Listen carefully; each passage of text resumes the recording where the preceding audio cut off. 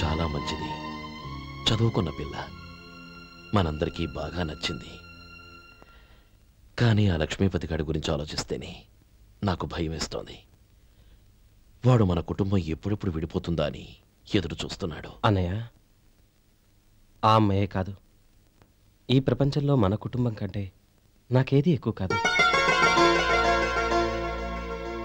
ఆ పెళ్లి గురించి నేను మర్చిపోయాను, మీరు మర్చిపోండి.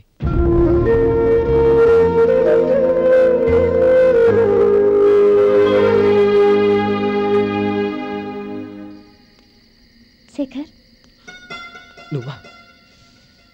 ఏంటి ఈ టైంలో వచ్చావు? నీతో ఓ విషయం మాట్లాడాలి, ఒకసారి బయటకు వస్తావా?